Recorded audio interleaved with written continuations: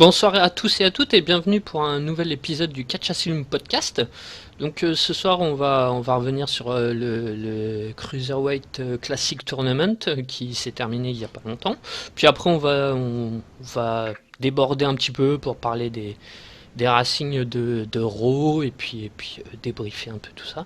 Et donc je suis en compagnie ce soir de Chosen One, Bonsoir à tous. de Azeris. J'aurais dû commencer par toi, excuse-moi, je m'excuse. Oui, c'est vrai ça, hein. Désolé, Mon je m'en suis Dieu. rendu compte quoi. Bonsoir. Et puis Gbaka, ça commence mal, hein, ce podcast. Salut.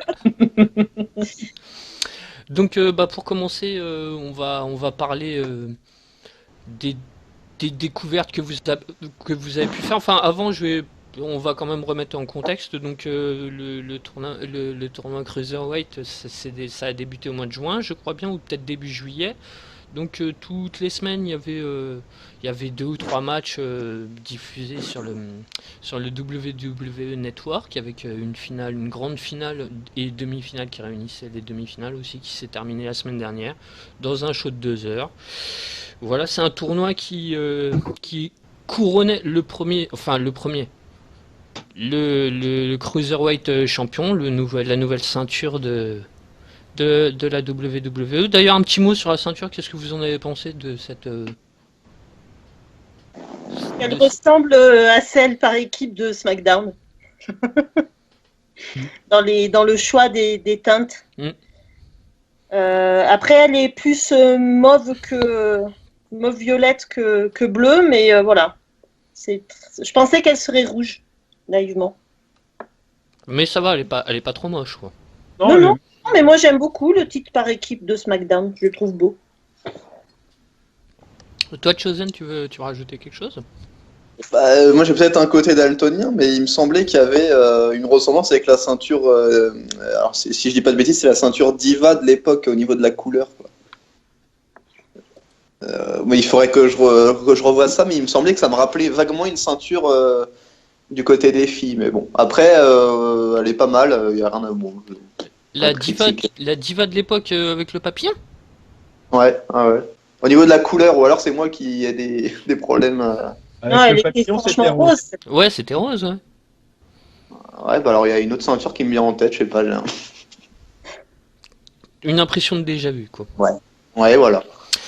Enfin, du coup, on va débuter, on va débuter ce gros truc avec votre top découverte. J'avais envie de faire ça, voir quelle découverte vous aviez fait pendant ce tournoi. Est-ce que vous auriez un petit top 3 ou pas forcément un top, mais 3 découvertes de lutteurs que vous ne connaissiez que de nom peut-être, ou même pas du tout, et puis que vous avez découvert pendant ce tournoi et que vous avez été agréablement surpris de les découvrir. Donc Gbaka, vas-y, comme toi, je pense que de nous quatre, tu dois être celui qui doit être vraiment le plus néophyte. Ouais, plus clairement. néophyte, voilà, de tous les lutteurs indés, de tout ça, quoi.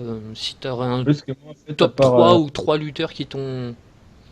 à part Kendrick, au final, j'avais vu aucun match, je crois, de qui que ce soit, ou peut-être un comme ça, c'est par hasard, mais par exemple, T.J. Perkins, ok. il a été pendant un temps, je crois, suicide à la TNA, par exemple. Oui, mais tu sais, la TNA et moi.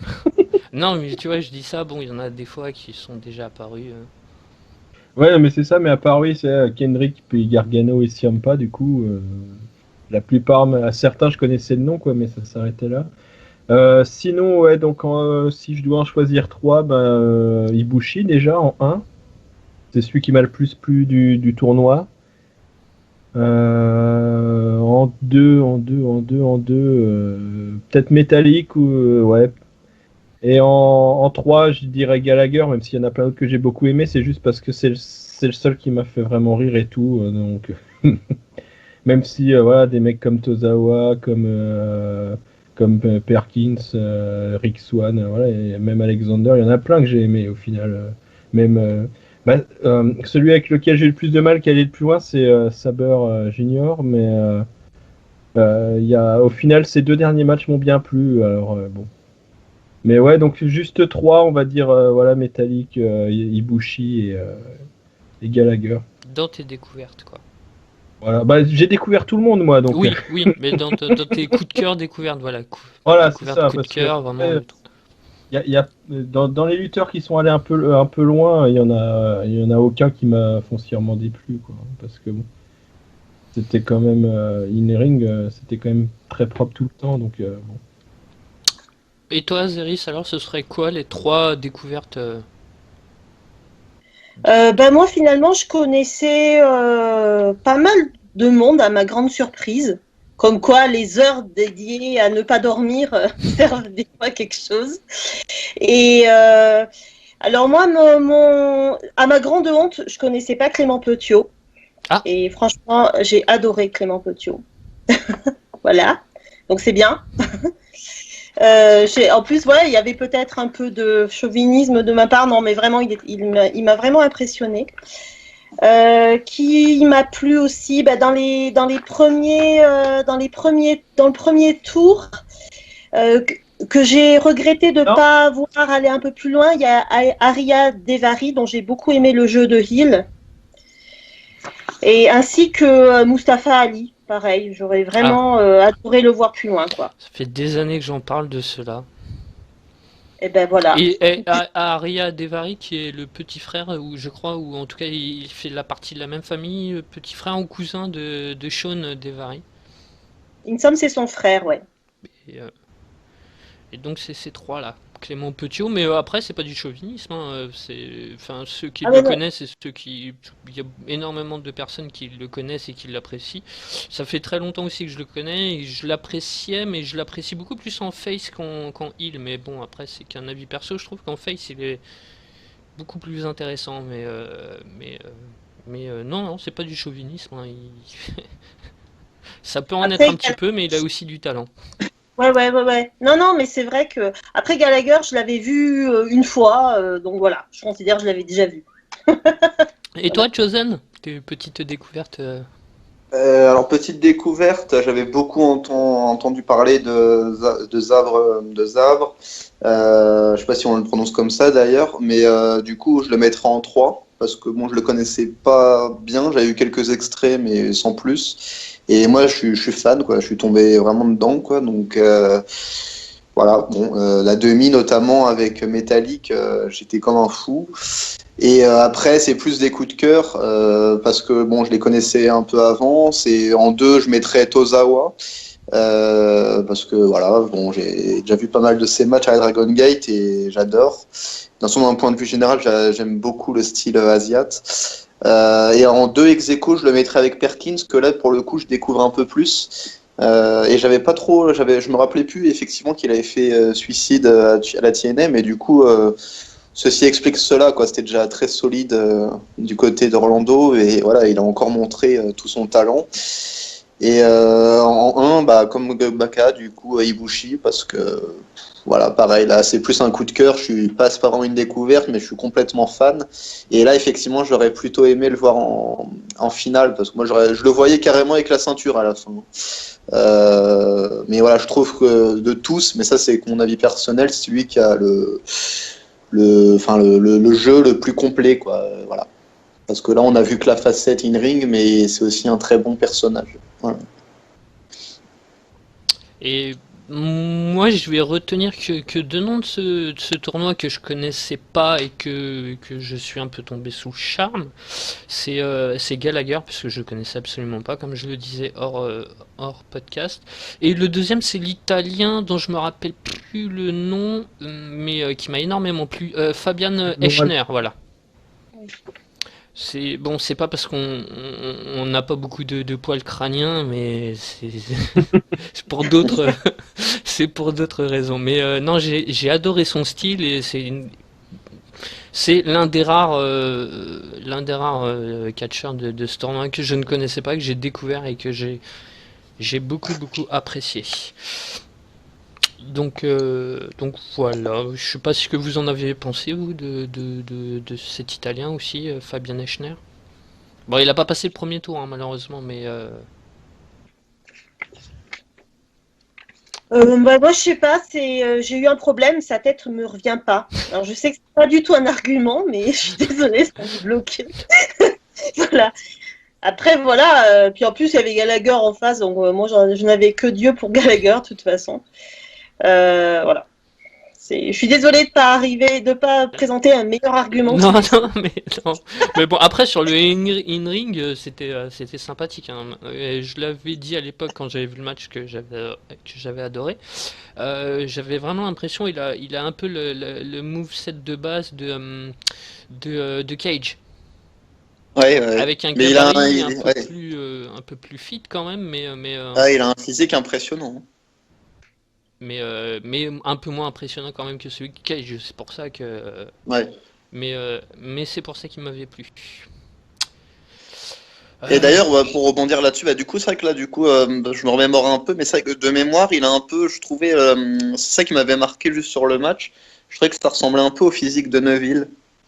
ouais, Assez fit, plutôt musclé. plutôt Bon, alors musclé. j'espère qu'il, ouais, s'il est pris, j'espère qu'il aura pas la même route, mais Je sais voilà. pas, il m'a semblé plus lourd en fait. Ah oui, oui, oui, Ouais, oui. Oui, oui, il a un style Voilà. plus moins aérien que Plus Neville, hein, power hats. mais c'est plus proche de Cage, donc du coup. Oui. Enfin voilà. Bah du coup, je voulais faire là notre top 3 des lutteurs tout confondu, mais bon, t'as déjà un peu répondu, Chosen One, puisque toi, t'as mélangé les catcheurs que tu connaissais, catcheurs que tu connaissais pas. Mais est-ce que tu voulais rajouter un ou deux noms de ton top 3 vraiment de ce tournoi total, quoi, plus des découvertes, des Euh, grosses découvertes.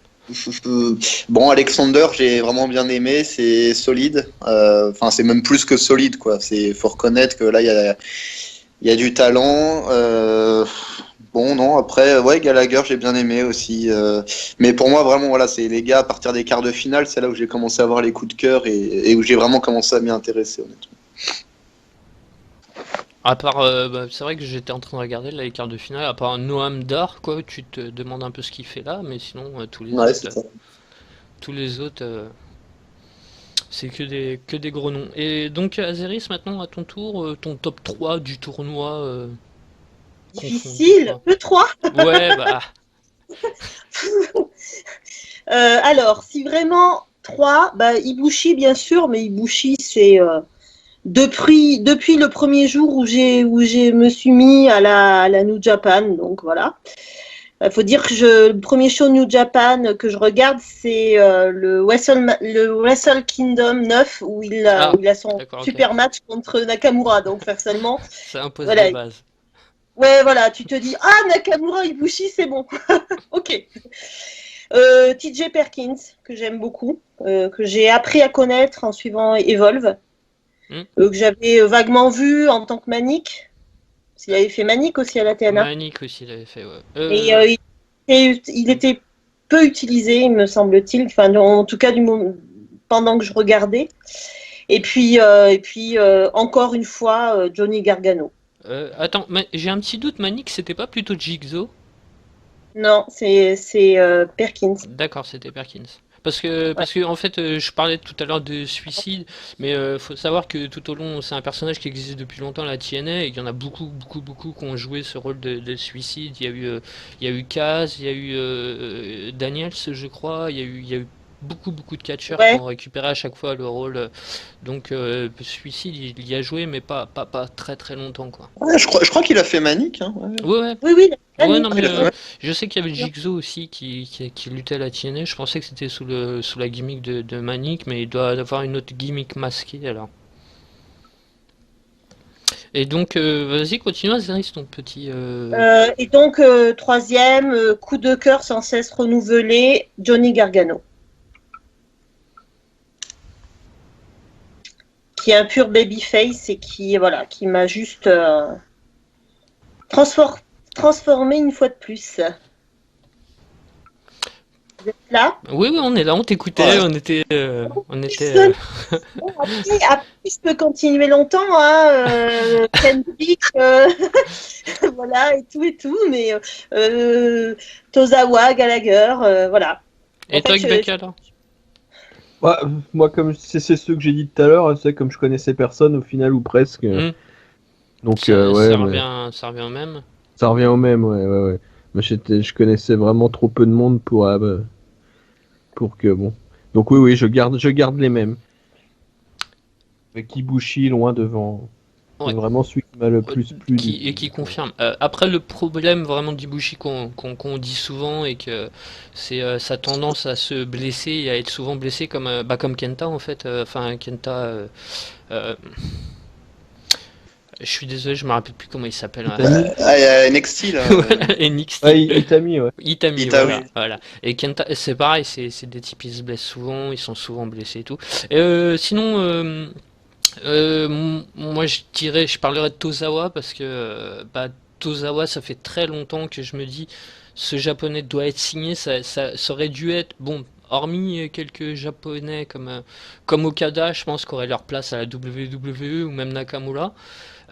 Je pense que Tozawa, il a un truc d'entertainment en lui, Ouais. sans cette barrière de la langue, parce qu'il parle quasiment pas anglais ni rien, et il arrive quand même à chauffer le public, il a vraiment un truc, je pense que c'est un gros performeur, et donc ça fait très très longtemps que j'espère que la WWE le signera.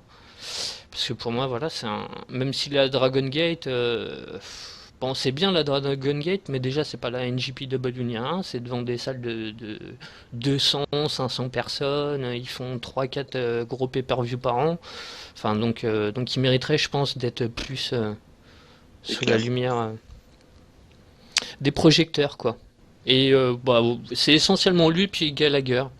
Parce que son style, ce style un peu anglais de grappling et tout ça, j'apprécie de plus en plus.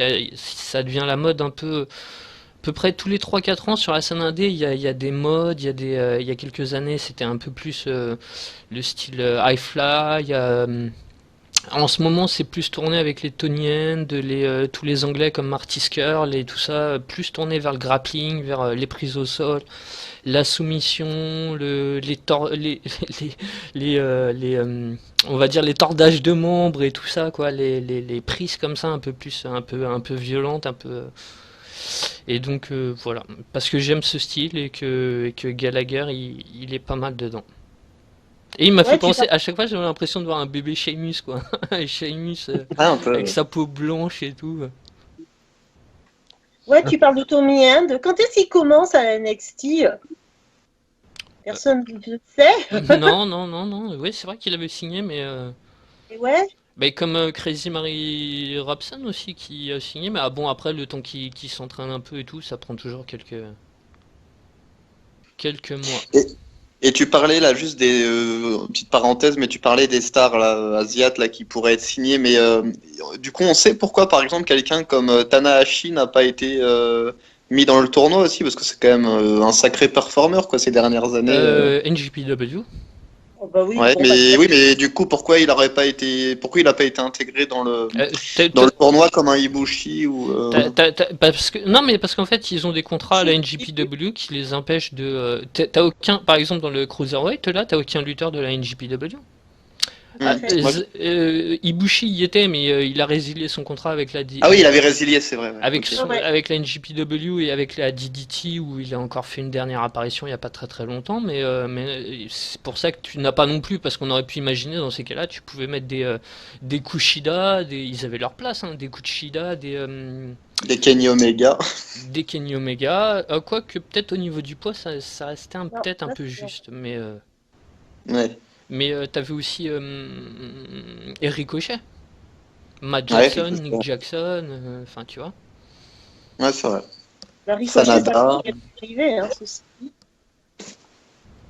Et donc c'est pour ça les contrats de la NJPW, même il l'avait dit, hein, de toute façon Triple H il l'avait dit à l'époque qu'il pourrait pas avoir les lutteurs de la NJPW. Donc je vais rebondir tiens dessus, ça va me permettre de rebondir. Donc à côté de ça, pendant à peu près ce même laps de temps entre juillet et août, la NJPW même s'ils l'avaient annoncé depuis très longtemps, ils ont un peu surfé sur ce succès-là du Cruiserweight Tournament en organisant la Super G-Cup. Donc un tournoi qui n'avait pas eu lieu, je crois, depuis 2010, quelque chose comme 2010. Donc c'était le retour après 6 ans. Ils ont fait venir du monde de la Dragon Gate, de la Noah, Pro Wrestling Noah, DDT, non, je crois pas qu'il y avait du monde de la DDT. Il y avait aussi de la AJPW aussi et de la CMML. CMLL, oula je me suis... Et donc voilà, il a eu lieu à peu près en même temps, donc comme j'ai regardé les deux, le premier tour je l'ai trouvé plus intéressant quand même du côté de la NJPW, parce que les matchs étaient un peu plus sympas, il y avait un peu plus de storytelling, puisque c'était généralement des lutteurs de la même... de la même fédération, puisqu'il y avait beaucoup de lutteurs de la NJPW, donc du coup il y avait des histoires entre eux et tout déjà auparavant, des interventions, des trucs comme ça. Donc, en termes de storytelling, c'était quand même plus intéressant le premier tour. Les autres tours, les quarts de finale, demi-finale et les finales de la NJPW, par contre ils ont pas mal merdé, puisque bon bah déjà c'est tous les lutteurs de la NJPW qui gagnaient leur match, qui ont été jusqu'en demi et en finale. Et puis les storylines ont pris le dessus, t'as des matchs de 3 minutes par exemple avec des interventions, des trucs comme ça, donc du coup t'as pas le temps.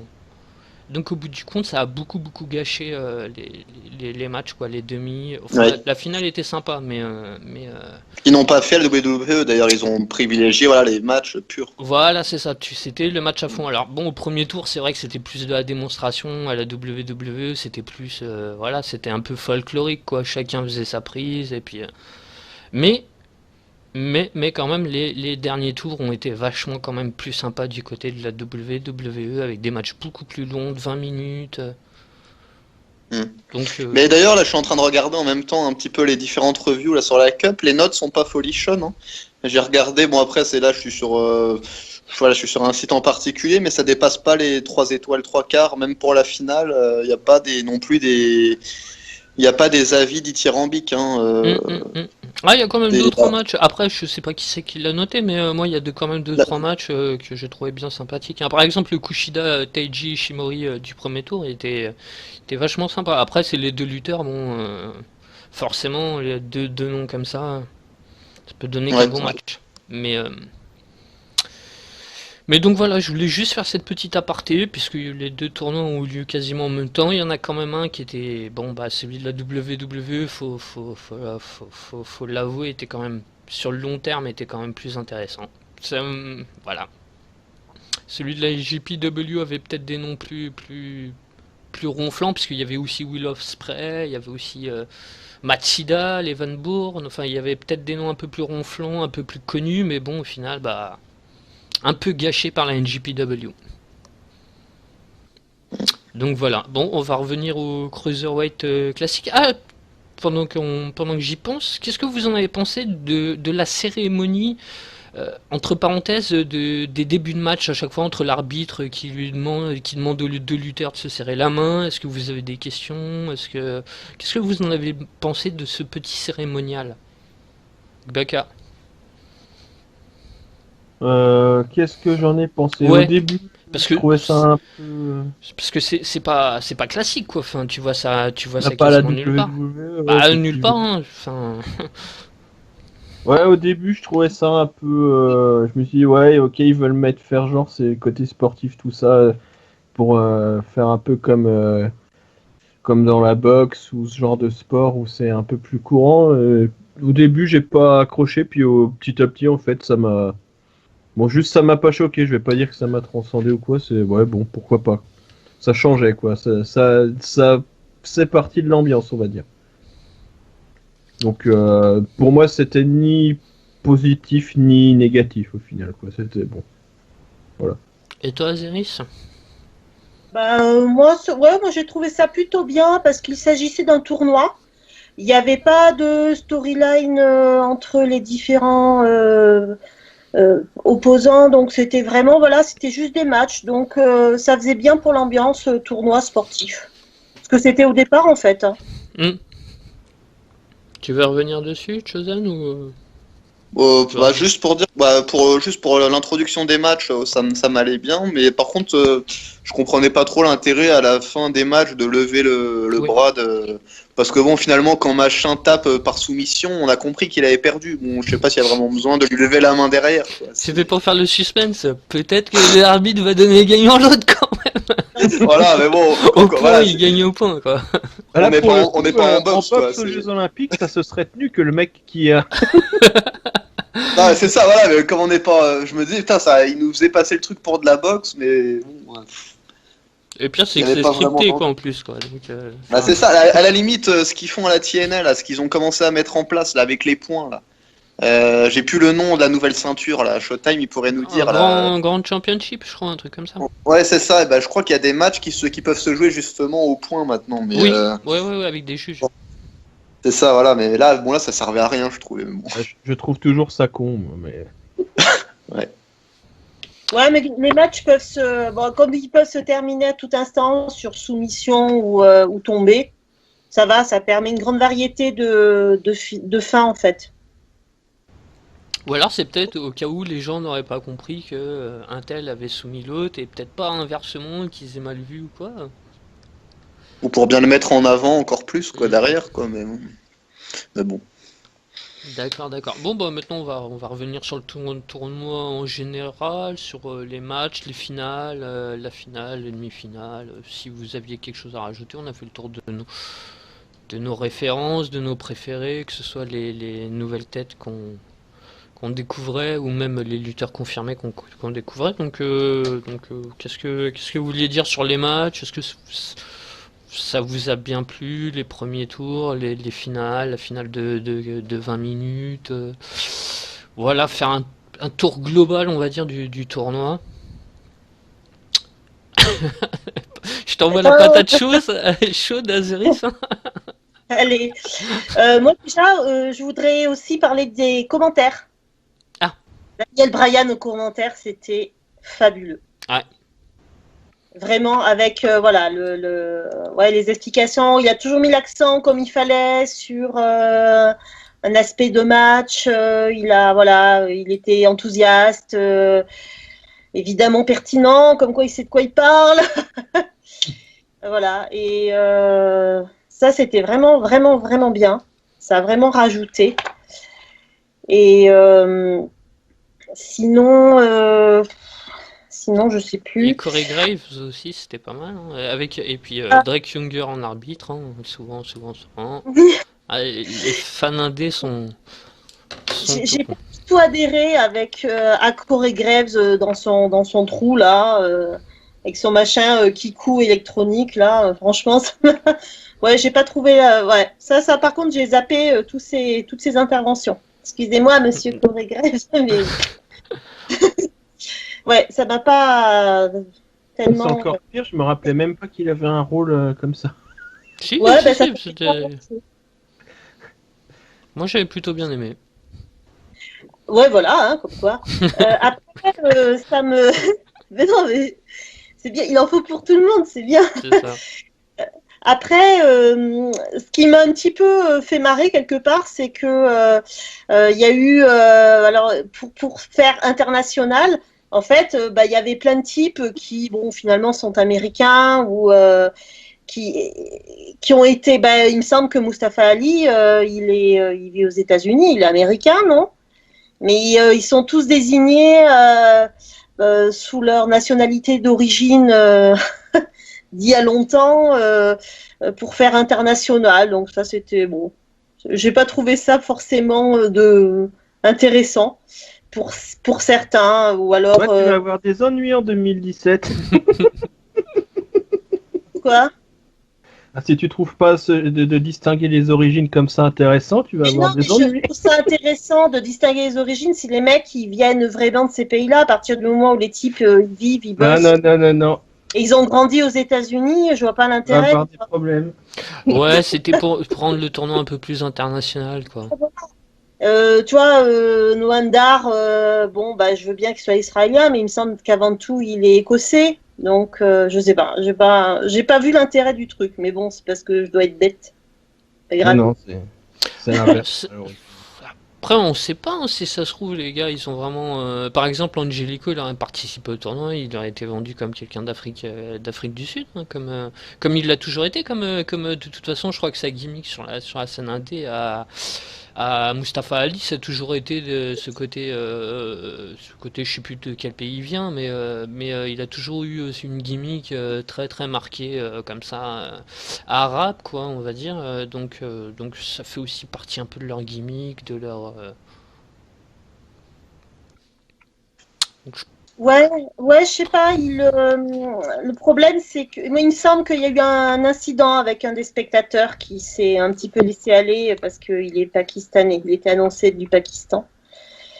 Voilà, c'était pas utile de laisser place à ce genre de dérapage. d'accord. Et sur les matchs, sinon sur les matchs, tu voulais revenir dessus ou Les matchs la ont été qualité des bons, quoi. matchs, Vraiment, sorti d'un ou deux qui ont été décevants, franchement, ouais, non, c'était bien. Mais on n'en attendait pas moins, quoi. Finalement, la plupart des matchs, ils ont été à hauteur. Voilà, ça valait le coup de se planter 10 semaines d'affilée devant, quoi. Puis en plus le même jour que la lucha underground, enfin après c'est terminé, mais ça faisait 2 heures comme ça bien remplies de bons catchs. Plus à NXT. Oui, bah ça. Oh là. Oui, c'est vrai qu'il y a Ça, trois. ça a été un traction les premiers temps, hein. Chosen, tu veux rajouter quelque chose sur le tournoi en général, sur sa globalité, les matchs, la qualité des matchs ou un truc Alors sur les commentaires, je rejoins Azeris. Il y a Ranallo aussi, si je dis pas de bêtises, qui est toujours aussi bon, hein. Et les deux se complètent très bien avec Bran. D'ailleurs, ça peut être une idée pour les shows principaux à l'avenir. Pour Raw, Ranallo il est déjà là, mais peut-être que Brian, un de ces quatre, il s'y mettra aussi. Pour les matchs, pour moi, mon vrai coup de cœur, c'est la demi. En fait, j'en ai plusieurs et je crois qu'ils ont été cités dans un top 10 qui a été déjà posté sur le Fofo il y a pas longtemps. C'est le Ibushi vs Perkins en demi. Le Ibushi vs Alexander aussi que j'ai adoré. Et puis allez, pour enlever Ibushi un peu, j'avais beaucoup aimé l'autre demi aussi finalement, avec Metallic et Zabre. Pourtant Metallic, je suis pas super fan, mais je reconnais que c'est un super technicien et un super high flyer. Après, moi, ce que je reprocherais peut-être il y a deux choses qui m'ont un peu fait tiquer. C'est au début la gestion, les tout premiers tours, je sais pas si vous vous rappelez, la gestion du public. Je me rappelle que c'était un peu vide et je trouvais pas ça forcément super bien filmé. Et après, au fur et à mesure, ça s'est amélioré. Et alors bon, le truc qui m'a un peu gavé, mais ça c'est récurrent maintenant, c'est je veux bien que à la fin du match, Hunter et Regal viennent glorifier un peu le champion. Par contre, j'ai pas trop compris l'intervention d'Hunter juste avant le match, quoi. Là, je trouvais ça faisait trop. On le voit après, on le voit avant. Bon, je pense que c'est comme à NXT, il aime bien se montrer, il aime bien dire qu'en gros c'est lui, qui gère ça. Moi, ça m'a un peu gonflé, quoi. Moi j'étais prêt à me lancer dans la finale et là, bam, musique d'Hunter, et hop, Hunter qui revient après le match. Bon. Voilà, on sent qu'il aime toujours. Moi, j'ai toujours cette impression qu'il aime toujours bien prendre le spotlight. Mais bon, la chicane, je chicane, hein, parce que c'est vraiment un détail, mais bon, ça m'a un petit peu saoulé quand même. Mais sinon, globalement, qualité des matchs, encore une fois, pour moi, qui a été grandissante au fur et à mesure du tournoi et qui a vraiment, pour moi, passé un cap à passer des quarts de finale. Voilà. Baka, tu vas rajouter quelque chose à tout ça? Un commentaire supplémentaire ou Ouais, déjà pour dire que je suis d'accord avec ce qui a été dit par rapport aux commentateurs, par rapport à l'ambiance qui a progressé, en fait par rapport à la progression, que ce soit dans l'ambiance, dans la façon de filmer et dans la qualité des matchs, parce que le premier round il y a quelques matchs sympas, mais la plupart sont quand même oubliables. Et après, ça fait que s'accroître en qualité à partir du deuxième tour. Et quand ça progresse comme ça, c'est quand même agréable. Et tout ça pour finir quand même en apothéose avec le dernier show live qui était quand même vraiment très très bon du début à la fin, que ce soit en termes d'ambiance, en termes de match, et puis au niveau du cadrage, tout ça, c'était quand même beaucoup mieux. Tout a progressé tout du long et c'était bien. Sinon, si je devais garder 3 matchs, donc ouais, j'aurais le même premier, la demi-finale entre Ibushi et Perkins que j'ai adoré moi aussi.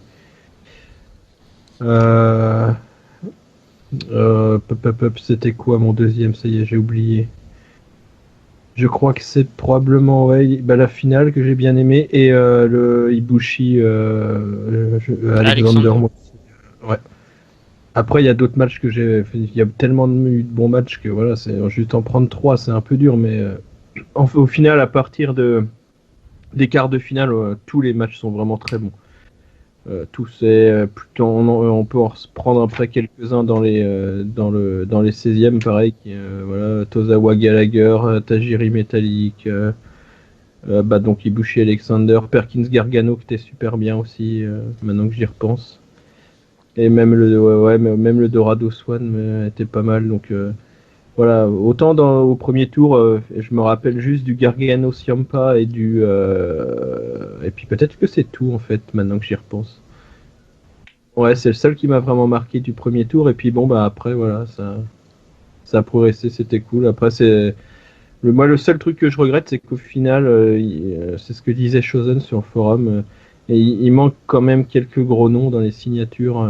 C'est dommage, quoi. Même sans forcément leur donner des contrats où les mecs doivent partir en tournée parce qu'ils commencent à être abîmés par les années ou quoi ou qu'est-ce, mais s'ils avaient eu des contrats un peu allégés, en mode on vient faire les weekly et juste les PPV de temps en temps, voilà. Parce que bon. Mais a priori, ils misent pas assez sur cette division pour ça. Mais bon, voilà. Parce que sinon, sur le tournoi, c'était au final, cet été, c'est le seul truc que j'ai continué de regarder pendant le mois d'août. Donc bon. Parce qu'il n'y avait plus la LU. C'est ça. Et puis comme Raw et SmackDown, là, j'essaye de m'y remettre, mais j'ai du mal. Hein. Donc bon. Voilà, non, c'était vraiment très bien. Donc on en attendait beaucoup et on a été plutôt bien servi, surtout deuxième partie, on va dire, la deuxième partie du tournoi qui était très...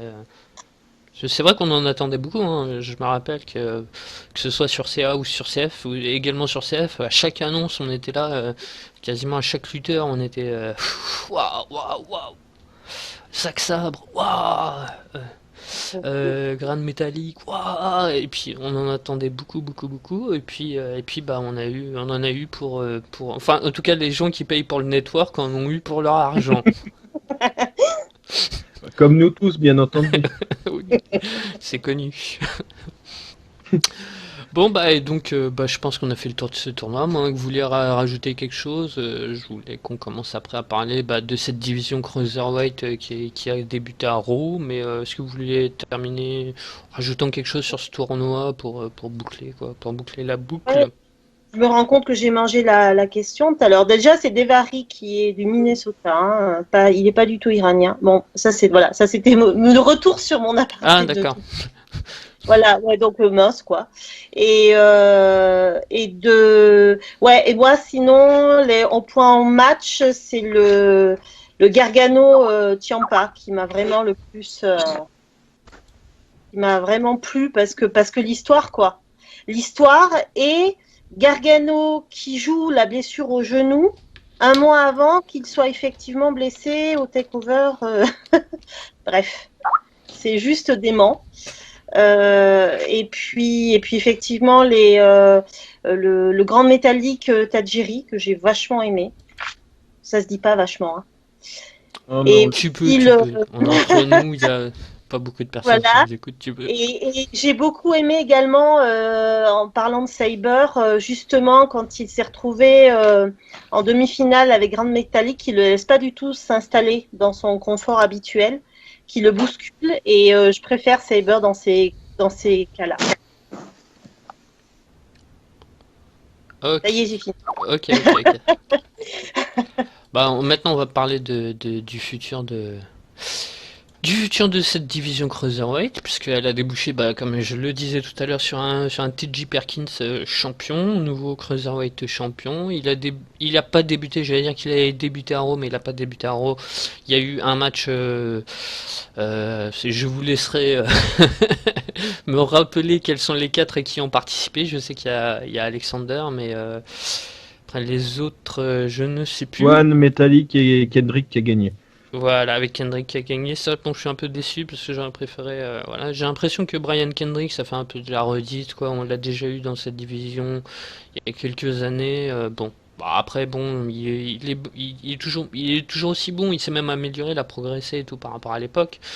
Mais beaucoup moins high fly, beaucoup plus technique et tout. Mais je regrette que ce soit lui plutôt qu'un Alexander, par exemple.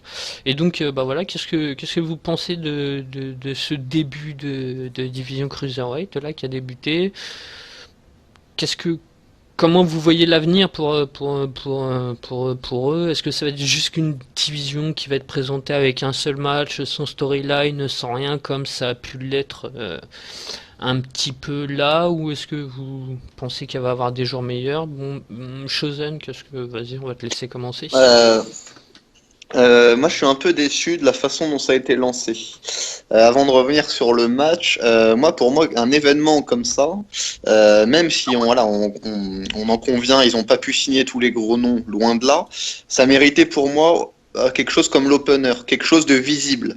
Là déjà, d'un point de vue sur la carte, c'est un peu noyé au milieu de carte, sur la 3e heure. On sait que les ratings sont pas terribles à cette heure-là. Alors effectivement, ils ont voulu le mettre à cette heure-là pour essayer de faire face à la concurrence. Mais moi, j'ai trouvé que ça a été un peu un lancement au rabais, si je peux dire ça comme ça, sans faire injure au gars qui était dans le ring, loin de là. Mais comme on a pu le dire hors podcast tout à l'heure, alors, la non-présence du champion, c'est peut-être voulu pour justement l'intégrer de façon avec en plus grande pompe dans un pay-per-view, mais du coup, je trouve que c'est néfaste. Ça a été néfaste pour le vrai lancement. Bon voilà, après là pour le coup c'est là où je comprends pas trop, c'est peut-être là où ça aurait été intéressant de voir Hunter. Pourquoi on le voit pas à Raw et on le voit en double fenêtre sur la fin du tournoi? Là voilà, pareil, je trouve pas ça super cohérent. Voilà, bon pour moi un peu décevant sur la forme. Après, je reconnais que le match est vraiment bon. Il n'y a rien à dire. Mais avec les matchs qu'on a cités tout à l'heure et les personnes qu'on a citées tout à l'heure, il y avait matière à faire encore mieux, je pense. Voilà, sans dénigrer les personnages qui étaient là. Pour moi, il y avait vraiment matière à faire beaucoup mieux. Voilà. Juste pour revenir sur la non-présence d'Hunter, je pense qu'il pouvait pas, hein, parce qu'il il a déjà un rôle à Raw particulier où il est le méchant et tout ça, par rapport à Next ou pendant le Cruiserweight tournament, quoi. Comme il a pas le même rôle, il pouvait pas être le mignon à Raw qui présente le champion. Enfin, il pouvait Ouais, je pas. suis d'accord, mais ça lui est arrivé quand même de temps en temps de sortir un peu du kayfabe. Là, je pense que c'était. Alors, ça veut dire que pour lui, ça vaut pas le coup. Alors, mais je sais pas, mais dans ce cas-là, ça servait à rien d'aller donner le titre à Owens. Bon, ça, c'est autre chose. Mais peut-être qu'ils auraient pu anticiper tout ça, justement. Je sais pas. Pour moi, concrètement, s'ils donnaient pas le titre à Owens, il y avait largement la place qui vient de présenter la division cette semaine, quoi. Parce que ça faisait un moment qu'on l'avait pas vu, on l'avait pas vu depuis WrestleMania. Bon, voilà. Et est-ce que tu penses que dans l'idéal, en fait, ça aurait pas été mieux qu'il y ait un petit segment avant, par exemple, avant le match, petit segment avec TJP, avec la ceinture sur l'épaule, interviewé en backstage, avec le gars qui lui dit, bon, vous êtes le nouveau champion, mettre en place, en fait, cette ceinture, justement. Bah ouais, carrément, parce que du coup là ça fait vraiment voilà, lancement un peu brouillon. C'est-à-dire on lance, comme disait Azeris tout à l'heure, 4 gars, mais on lance pas la tête d'affiche. Alors du coup déjà forcément ils sont peut-être moins connus du grand public parce que voilà c'est quelque chose de nouveau, on allait les chercher un peu à l'extérieur de la compagnie. Si en plus on donne pas un minimum de cohérence et de visibilité en partant du haut de l'affiche, les gens vont rien y comprendre et ça risque de pas participer à l'intérêt. Mais bon, après ils se sont bien rattrapés sur le contenu du match, donc forcément que à mon avis les gens vont être demandeurs à nouveau. Mais effectivement voilà, le risque de pas faire comme tu dis un segment avant ou plusieurs petits segments, c'est que ça va être des matchs à la suite, les uns à la suite des autres.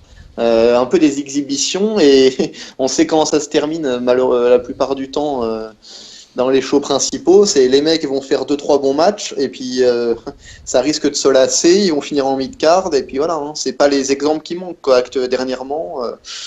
un peu les profils ultra techniques High Flyer, ça dure pas vraiment dans le roster principal. Donc bon, à voir comment ils vont faire évoluer ça prochainement, quoi.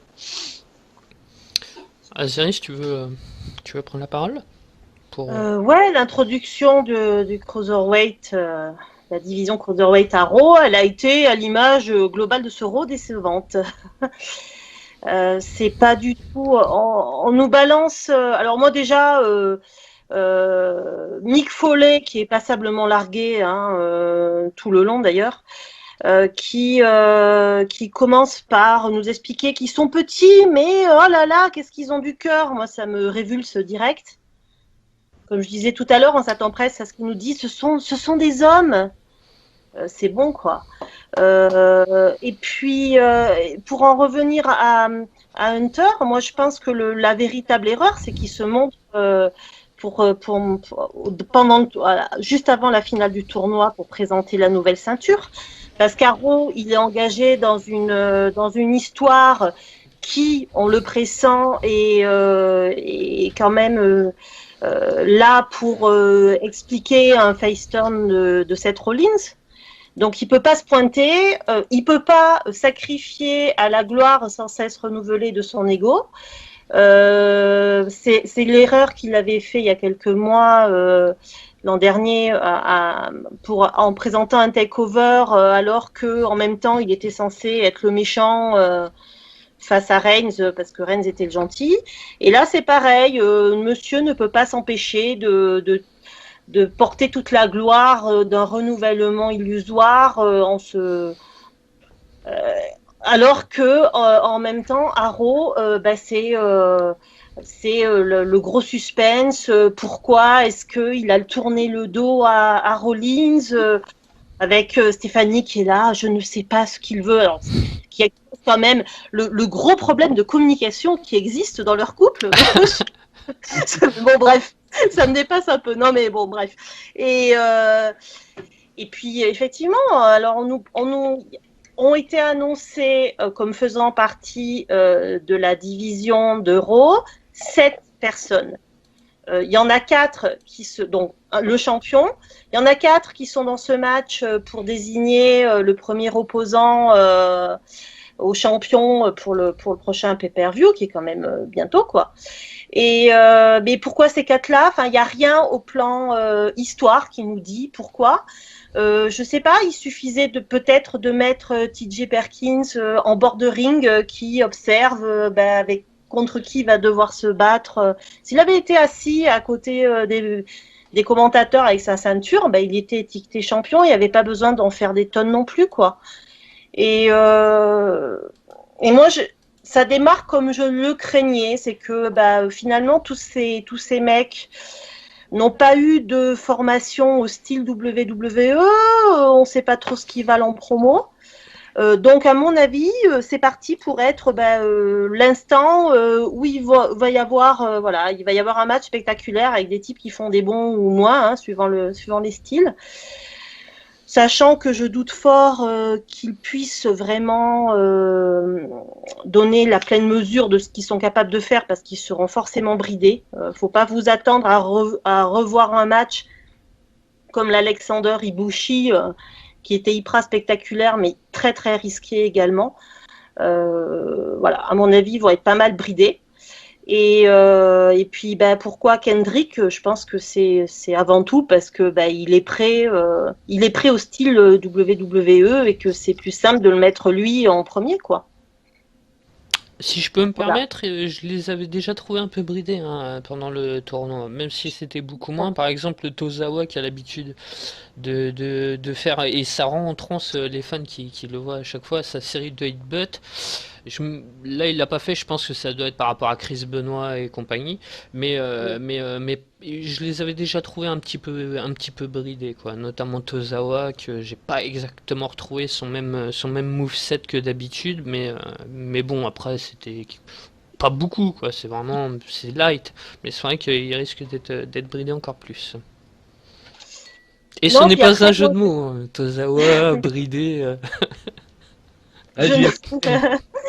Non, mais après, voilà, moi, ce que j'ai peur, c'est que qu'ils partent pour faire encore un truc un peu sensationnel, sans aucun effort d'écriture. Allez, hop, on balance ça, comme on remplit avec autre chose. Et c'est dommage parce que s'il n'y a pas un peu de fun entre les mecs, ça risque de pas être intéressant très très longtemps. Mais bon, on va voir, hein. Ça commence pas terrible, mais ça peut bien évoluer. À Raw, j'en doute, mais bon, espérons. T'aurais préféré en fait que ce soit à SmackDown que cette division. Ah non, oui, à condition que SmackDown fasse 1 heure de plus, parce Oui. que à SmackDown, il n'y a pas assez de temps déjà. Donc c'est Ah, mais il y avait déjà au moins il y avait déjà les 2 commentateurs, ce qui aurait été plus logique. complètement, alors ça oui. Baka, tu veux rajouter quelque chose à tout ça? Ouais, faut que je fasse l'avocat du diable en fait, moi, du coup. Mais je sais pas si je vais avoir tout retenu, les points qui ont été abordés. Mais moi, j'ai l'impression que en fait, les attentes des fans, parce que ce qu'ont dit Chosen et Azaeris, j'ai l'impression que c'est l'avis majoritaire a priori. Je pense pas que c'était l'intention de la WWE que de redonner des storylines à des mecs, que de les inclure comme dans le roster principal, tout ça. La division Cruiserweight, pour moi, elle est clairement placée comme à part du reste, quoi. Donc je m'attendais pas spécialement à les voir, en tout cas pas au début. Après, si jamais ça vient à marcher et qu'ils viennent à vendre des t-shirts, parce que bon, des produits dérivés, hein, c'est toujours la même histoire, hein, c'est l'argent. Ils auront droit à des vraies storylines et à du temps de parole et tout, mais je les voyais pas en tout cas être inclus comme ça, avoir plus ou moins les mêmes devoirs que les autres superstars a priori, et comme ils sont vraiment à part, quoi. Voilà, je voyais pas ça leur inclusion dans le roster principal au début, en tout cas, comme différente de ce qu'on nous avait montré dans le tournoi. Ils sont là pour faire des bons matchs. Et après, avec le temps, on aura peut-être de la chance qu'ils aient du sens, mais bon, pour le moment, enfin, je voyais pas ça différent. Surtout, de toute façon, là, il y avait un show juste, ils le savaient depuis le début, mais c'est un timing à la con, quoi.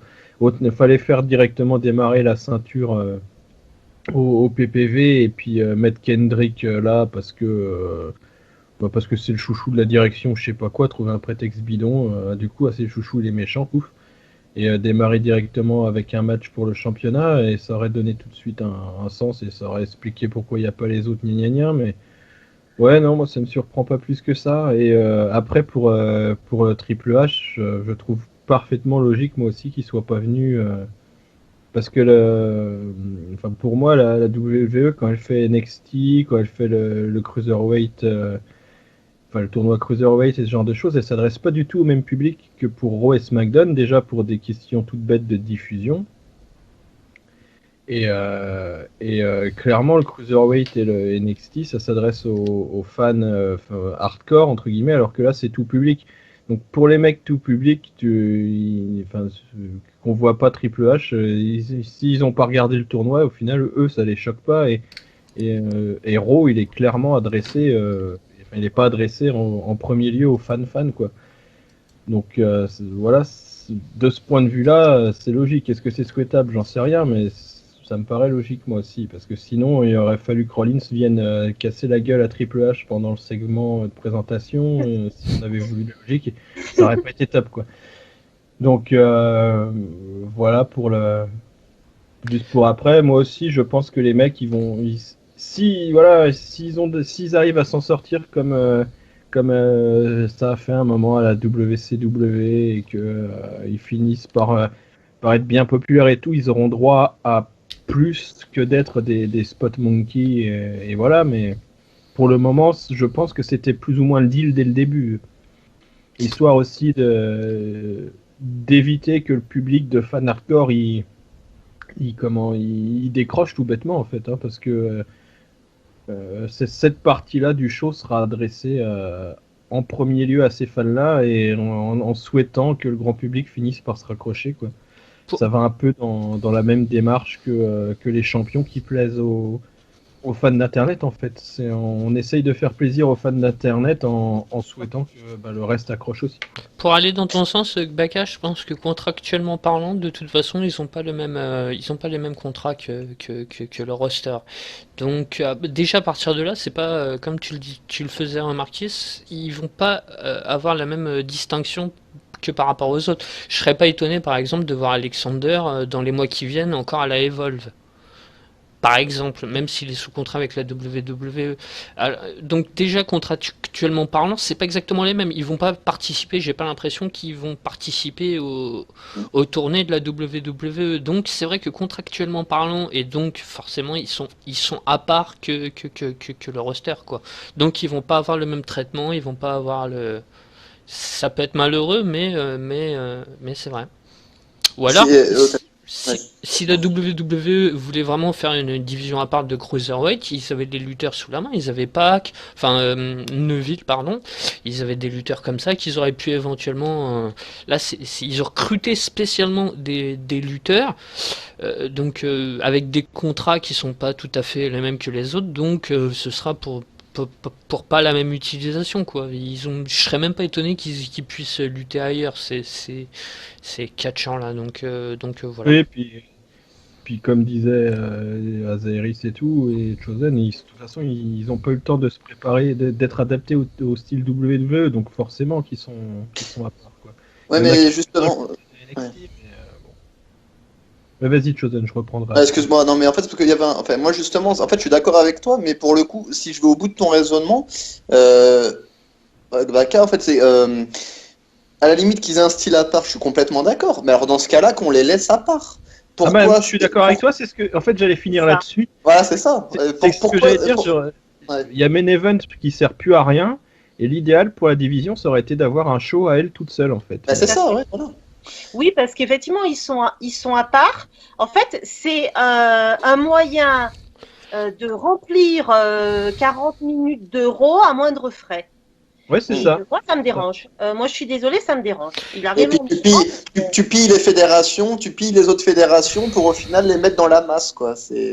Et puis voilà, même pas les traiter. Je sais pas, moi, je décolère pas de cette présentation faite. Oh, mais ils sont petits, machin. C'est bon, on s'en tape, quoi. Neville, il a du succès auprès du public. Il n'est pas utilisé parce qu'ils sont bêtes. Mais moi, je sais pas. Moi, je me souviens que ça popait à chaque fois qu'il fait un truc impressionnant. Donc, c'est bon, arrêtez. Enfin.